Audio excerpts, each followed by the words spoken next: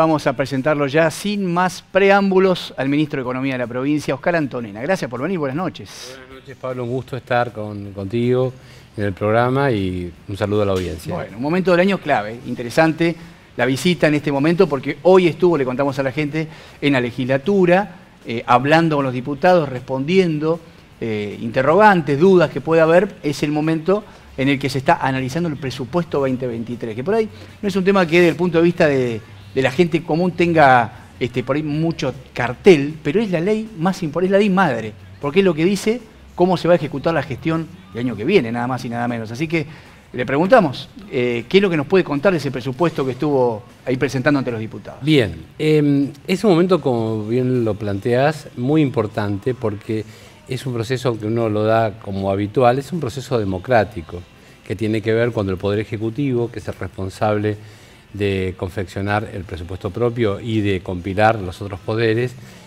lo lleva frente al órgano legislativo para poder explicar cómo va a ser la marcha del año 2023. Y esto para nosotros del equipo económico es realmente es un logro, porque trabajamos todo el año para poder llegar a este momento. De alguna manera estamos terminando la ejecución del presupuesto aprobado el año pasado, tuvimos una ampliación presupuestaria, y ya estamos de cara trabajando, siempre vamos un paso hacia adelante respecto de la gestión. El presupuesto que hemos elevado se ubica en el orden que supera los 452.000 millones de pesos, es una suma muy importante. Y para poder entender en algo más simple, es el conjunto de números que hacen a los ingresos y a los egresos, o sea, lo que se gasta y lo que se percibe. ¿Cuánto va a entrar a la provincia? ¿De dónde? ¿De qué fuentes? ¿Y cómo se piensa gastar esa plata? Exactamente. Y la regla básica que tenemos para la construcción de este presupuesto tiene que ver con la consigna que nos indica Nación, el Ministerio de Economía de Nación, donde nos dice, hay una pauta inflacionaria que está ubicada en el 60% para el próximo año, un tipo de cambio que es el precio del dólar al 31 de diciembre, que está estipulado en 269 pesos con 9 centavos con respecto a la moneda extranjera, y luego una pauta de crecimiento del Producto Bruto, que eso lo tiene la Nación, que es el 0,2%. Con lo cual, con estas premisas, nosotros lo que hacemos es analizar los posibles ingresos que va a tener, y digo posibles porque el presupuesto es una intencionalidad. Sí. Es una cuestión, es un bosquejo, una idea. Es un bosquejo, una idea, y es dinámico, no es estático. ¿Qué quiere decir? Nosotros el año pasado hicimos la construcción del 2022 con pautas que fijó el ex ministro Guzmán, que nos dio una pauta del 33% de inflación. Claro. Y los ingresos estuvieron por encima, por eso terminaron ampliando. Exactamente, y la inflación también estuvo por encima. Claro.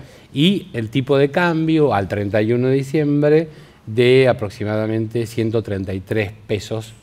Y hoy tenemos un tipo de cambio totalmente diferente. Que esto no hay un juicio de valor, ni está mal, está bien. Nosotros tenemos que proyectar porque este presupuesto es el que le da visibilidad al resto de los actores. O sea, todos saben por dónde estamos caminando y por dónde vamos a ir, qué ingresos vamos a tener de regalías, de coparticipación, de ingresos propios, para poder solventar los gastos. Y esta explicación que dimos hoy fue en detalle de cuáles son las magnitudes más importantes que tiene el presupuesto. 452.000 millones, dicho así, por ahí es difícil agarrarse de algún parámetro para comparar. El ejecutado terminó en 285.000 de este año, más o menos. De este año, o sea que esa pauta que usted dice que fija Nación, 60% más aproximadamente. Exactamente, ese es el trabajo. Eso es lo que se prevé gastar.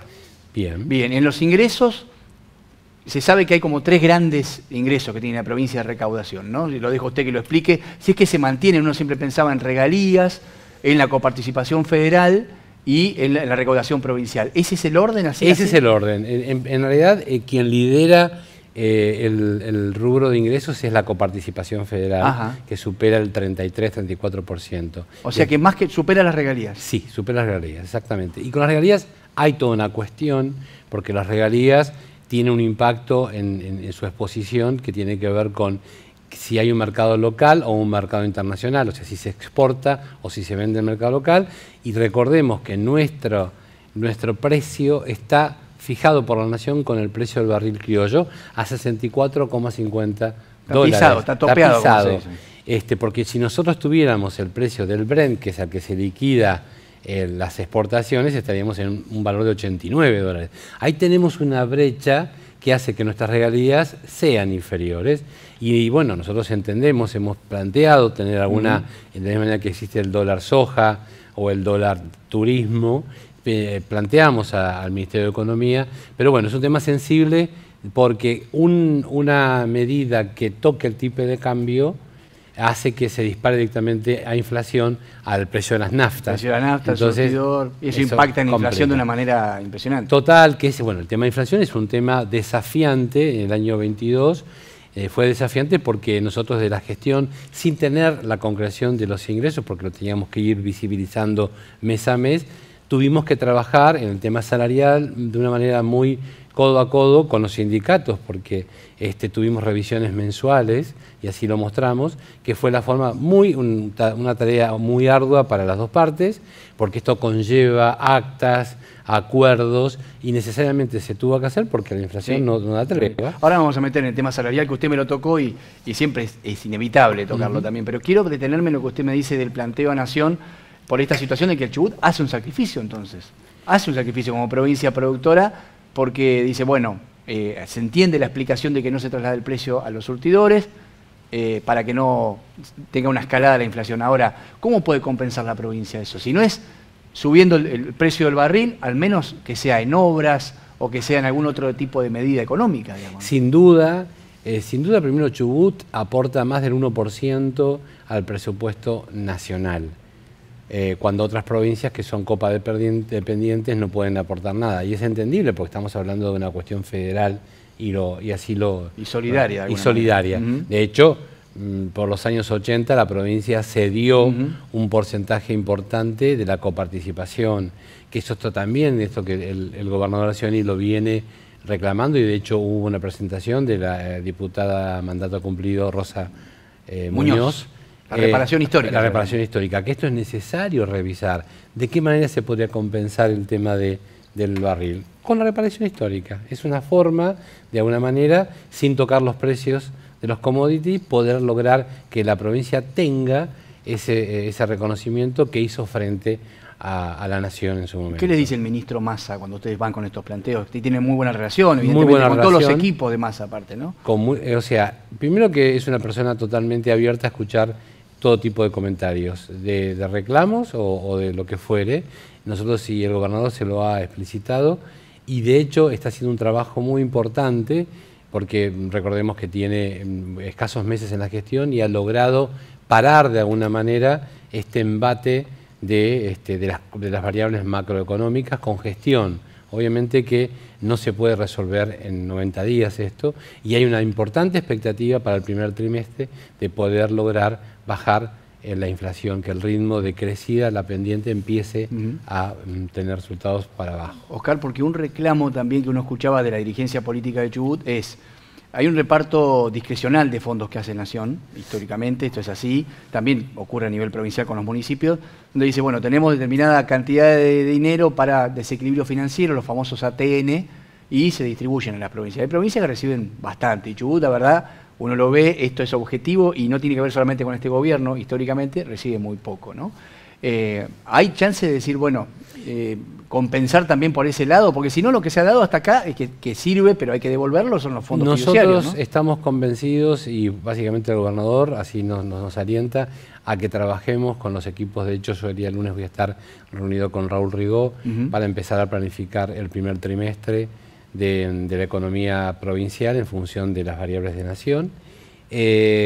No perdemos oportunidad de poder plantear siempre estas cuestiones, y está en la agenda básica de poder que se le dé a Chubut el lugar, y hoy lo charlábamos con los diputados, porque hasta se planteó que van a hacer una moción para plantearlo en el Parlamento patagónico, porque estas cosas hay que hablarlas y decirlas, en el entendimiento de que Chubut es muy solidaria con la Nación en muchos temas. Necesitamos, pues yo estoy de acuerdo en que la Nación está atravesando un momento muy difícil, y obviamente lo sabemos todos, y que es muy complejo en momentos de baja o de seca, que no hay dinero, poder asistir. Y tampoco vamos a proponer que se haga una emisión especial para poder, porque también eso es perjudicial. Hoy el Gobierno Nacional está abocado en fortalecer todo lo que tenga que ver con las divisas del Banco Central, de manera tal, las reservas, de manera tal de tener sustento, porque lo que tenemos que lograr es credibilidad, previsibilidad, estos temas que hace 2 o 3 años nos pedían desde diferentes sectores y que Chubut, a lo largo de estos 3 años, hemos logrado poder estar en una situación de estabilidad. Bueno, vuelvo al tema que usted me estaba ya empezando a tocar y que vamos a profundizar, que es la cuestión salarial. El gobierno llevó adelante un año complejo de negociaciones permanentes. Antes se cerraban paritarias a veces semestrales, incluso en alguna época anuales. Ahora ya no se puede. Ni siquiera se puede hacer trimestral. A veces con algunos gremios se han sentado mes a mes a ir cerrando la pauta, ¿no?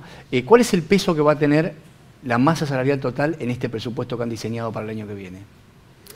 A ver, cuando uno piensa en el tema salarial, tiene que tener claro de dónde venimos. Nosotros hoy, en el día de hoy, se han depositado 13.300 millones de pesos al sector activo y a los pasivos. Si yo hago la comparación con respecto al año anterior, a la misma época, teníamos una masa salarial de 6.300 millones de pesos. Sin entrar en los detalles... Más del doble subió, ¿no? O sea que realmente más de un 90%. Cuando decimos la masa, está bueno porque me ha ocurrido también explicarlo esto y algún oyente decir, pero a mí no me aumentó el sueldo, supongamos, 10, 110, 120%. La masa habla de todo, lo que le cuesta cada trabajador al Exactamente. Con lo cual, la gestión de Mariano Nocioni siempre estuvo a disposición del diálogo y de poder lograr mitigar el flagelo de la inflación. Porque también, más allá de que la masa salarial se ha habido modificada, los gastos también se han modificado. O sea, el Estado también sufre el embate de la inflación. Las obras que se cierran a un valor determinado, cuando pasó un mes o 2 meses, ese valor hay que actualizarlo. Con lo cual, de cara al 2023, vamos a analizar también un periodo trimestral con vistas a ver las mejoras que existan en los ingresos y, como siempre, en diálogo permanente con las agrupaciones sindicales. Hay una situación que se dio en su momento, en la anterior gestión a la suya, económica, que se dijo, bueno, se reconoció el tema de la inflación y se le buscó esa vuelta de la cláusula gatillo. Eso es no sé si la palabra es error, pero es una experiencia que no se quiere volver a repetir porque llevó a resultados catastróficos para la provincia. Es decir, nunca los ingresos pudieron estar a la par de lo que fue subiendo el IPC Patagonia, que se le llama, ¿no? El índice de precios. Fue un mecanismo que no tuvo un final feliz.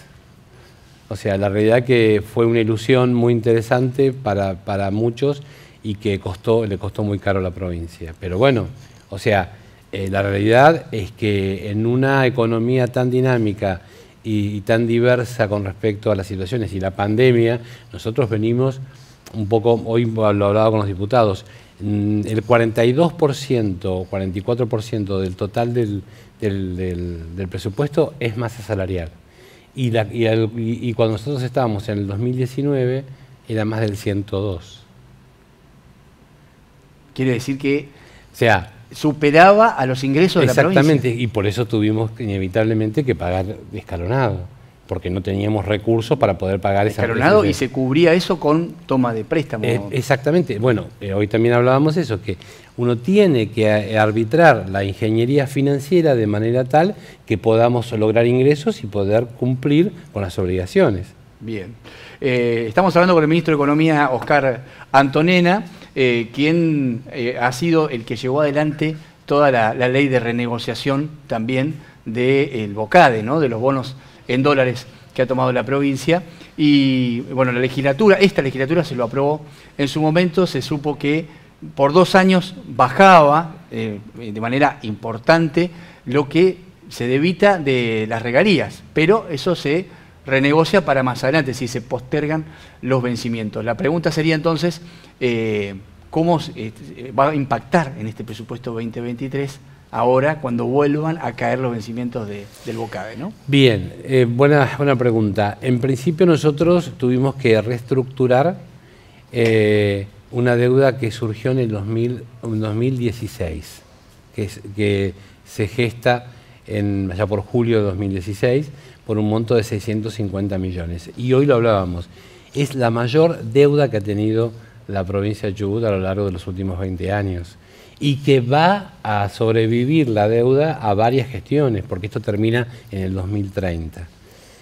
Nosotros logramos, y es algo que venía pidiendo el gobernador con mucho tiempo atrás, la posibilidad de reestructurar porque sabíamos de los vencimientos. En octubre del 2020 tuvimos que pagar 39 millones de dólares y nosotros teníamos que trabajar en poder mejorar el próximo vencimiento, porque son 4 vencimientos, en enero, en julio, en octubre, y teníamos que tratar de lograr esa masa porque no íbamos a poder, ya no podíamos pagarla, y así fue como logramos que para enero del 2021 bajó la cuota a 14 millones.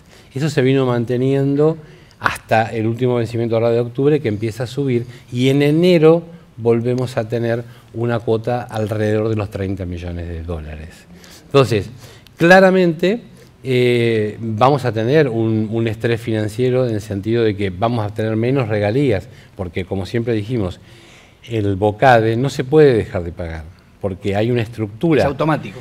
Es automático, las regalías entran al fideicomiso, se detraen lo que hay que pagar la cuota, se ahorra la cuota. De hecho, ya la cuota de enero ya está guardada. O sea, estamos trabajando para la cuota del mes de abril. Entonces, lo que va a quedar va a ser inferior a la cuota anterior respecto de las regalías. Entonces, nuestras regalías se ven disminuidas por esta obligación. Hoy me hablaban los diputados, me preguntaban si yo considero que hay que revisar esa estructura. Y sí. O sea, y no está mal esto, O sea, yo creo que inevitablemente cuando un subsoberano, como es la provincia de Chubut, toma un endeudamiento y la legislatura lo aprobó en su mayoría, porque creo que la diputada Caminoa fue la que lo aprobó en su momento, si no me falla la memoria, pero en general fue aprobado por amplia mayoría, está el consenso político. De hecho, estos 650 millones de dólares, el 15% fue para los municipios. Sí. Entonces eso nadie lo dicen al pasar, y la provincia... Y se autorizó para gastos corrientes. Y para gastos corrientes. Y también después... Fue muy discutido. Entonces fue muy discutido.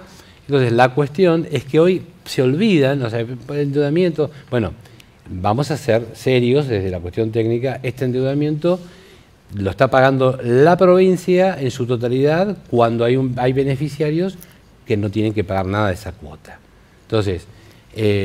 está hecho, está autorizado, es políticamente y técnicamente correcto porque tiene el aval de todos los diputados, así que... Esa renegociación permitió ponerse al día con los salarios. Totalmente. Eso básicamente, si hoy se está pagando en tiempo y forma, fue porque dio un oxígeno en esos vencimientos que caían en las regalías, como usted bien explicó, que permitieron pagar. Ahora y también, perdón Pablo, y también con una mejora del gasto, porque recordemos, este es el tercer presupuesto con un superávit fiscal, cosa que no venía ocurriendo en el pasado. Explique eso del superávit. El superávit fiscal es cuando los ingresos versus los egresos da positivo, queda un excedente. O sea, en los presupuestos anteriores venían con déficit. O sea, quiere decir que anteriormente los gobiernos siempre preveían que gastaban más de lo que les entraba. Correcto. Y ahora hace 3 presupuestos que se prevé por lo menos... Por menos, o sea, gastar menos y ser más eficiente en el gasto. Entonces, ¿por qué? Porque tenemos pesos muy fuertes como es 42% es el gasto en educación, después le sigue un 28% salud, después viene seguridad y después viene la deuda. La deuda tiene un porcentaje que es el 17%. Entonces, del presupuesto, o sea, en términos de peso, tenemos esos 3 grandes grupos más la deuda que va a acompañar a las gestiones hasta el 2030. Estamos en el 2022 o casi 23, 7 años más. Van a ser casi 2 gestiones que van a convivir con este endeudamiento que se tomó en el 2016. Porque esto me da pie para preguntarle eso, ¿no? que ya se está hablando mucho a esta altura. Se viene el último año de gestión de Mariano Arcioni. Entonces ya se viene un 2023 donde va a haber distintos candidatos a gobernador y muchos, uno los escucha en las entrevistas y dice, bueno, ¿qué provincia vamos a recibir? El que gane. ¿Qué provincia va a recibir? Una provincia que está prendida a fuego, para decirlo en el lenguaje coloquial, es decir, que no hay nada en la cuenta y hay que salir a pagar los sueldos como ha pasado uno escuchado en algunas historias, o no, va a haber plata en la cuenta, va a estar ordenado con esto de tener que renegociar con los acreedores, pero con la provincia en marcha, digamos. Si nosotros tuviéramos que dejar el gobierno hoy, está planificado el pago de sueldos y el pago de aguinaldos y el pago del mes de enero. Por lo tanto, de alguna manera, o sea, está planificado y tenemos los ingresos mensurados de manera tal de que pueda ocurrir.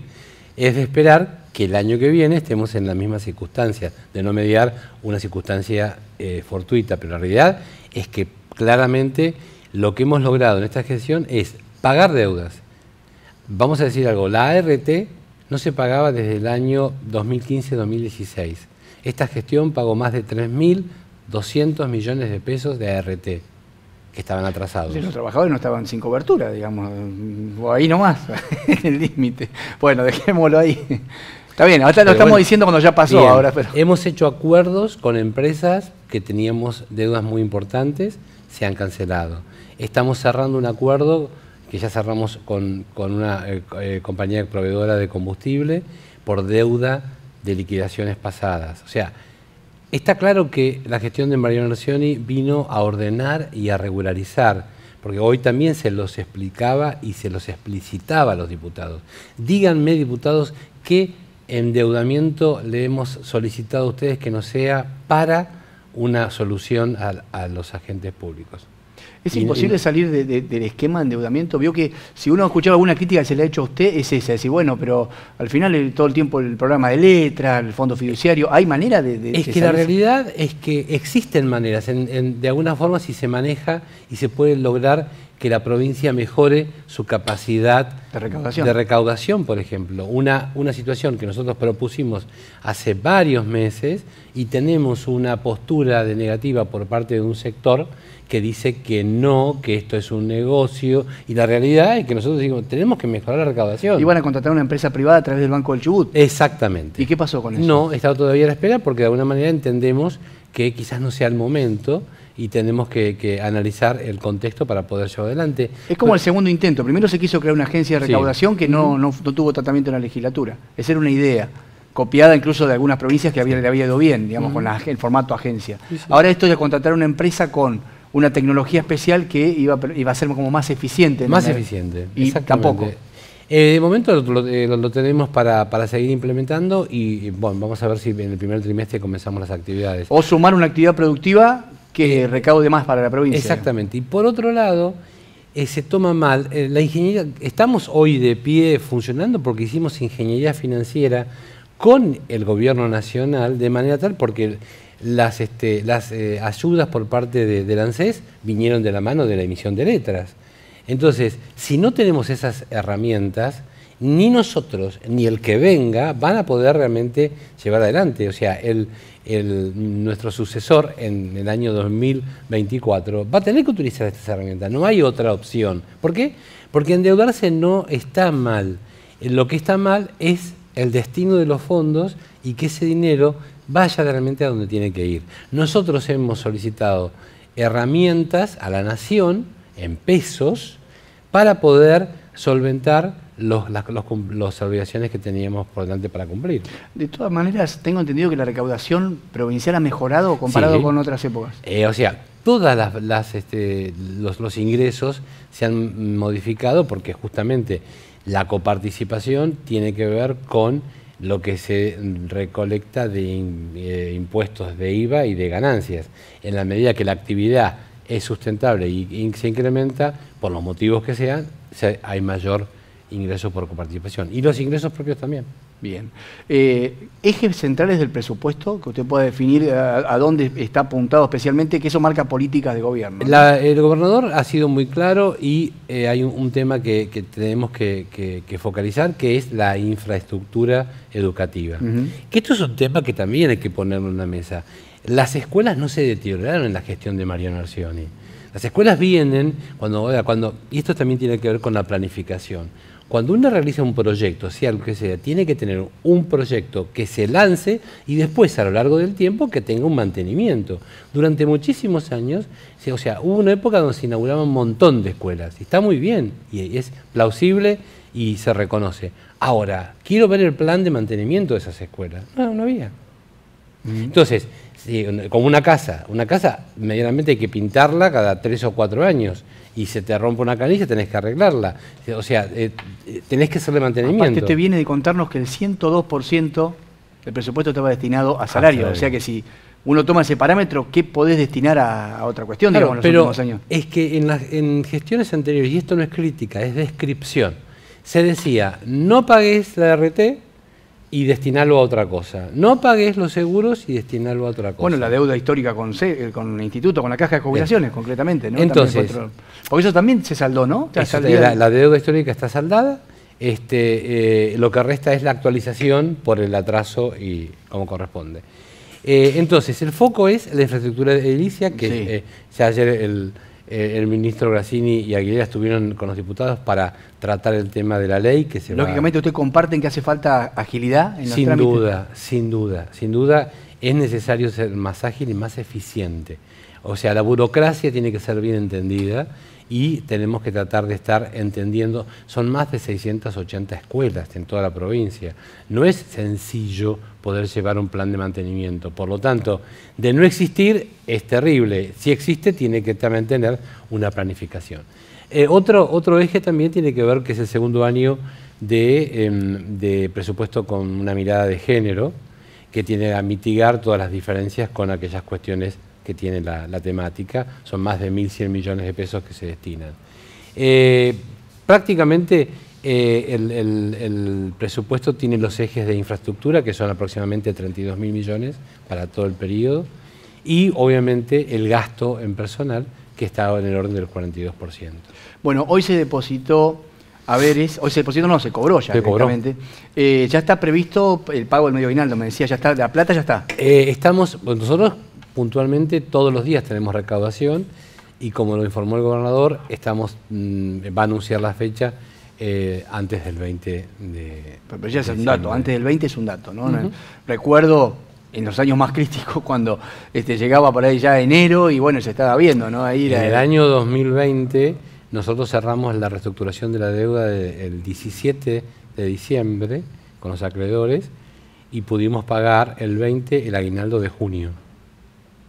Claro, en diciembre se pagó el aguinaldo de junio. Se pagaba 6 meses más tarde. Fíjate de dónde venimos, ¿no? O sea, tenemos que tener memoria. Por eso, cuando nosotros hacemos un presupuesto, cuando nosotros hablamos en las paritarias, les pedimos que tenemos que ser prudentes, que tenemos que ser responsables, para que no nos vuelva a pasar circunstancias del pasado. Claro. Me quiero meter en el tema más personal. Usted, se lleva ministro, creo que de los ministros que está, de los que más tiempo ha durado. Vio que hubo áreas que tuvieron varios cambios, que costaron más encontrar. En usted uno ve, si yo no recuerdo mal, que es agosto del 18. 19. Del 19. 15 de agosto. Más de 3 años en el cargo, como ministro de Economía. O sea que, 15 como subsecretario y después a la semana siguiente ministro. Ahí está.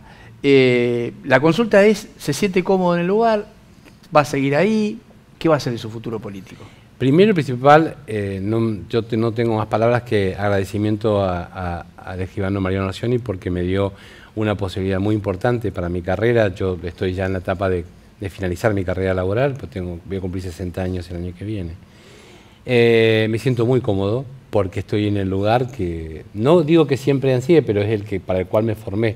Yo vengo del sector privado con 15 años, 16 años de actividad privada y otros tanto ahora en la actividad pública. Con lo cual, para mí profesionalmente fue un desafío, es un desafío, porque lo importante es poder haber salido de esta tormenta. Ahora hay que sostener el barco navegando para que llegue al puerto, ¿no?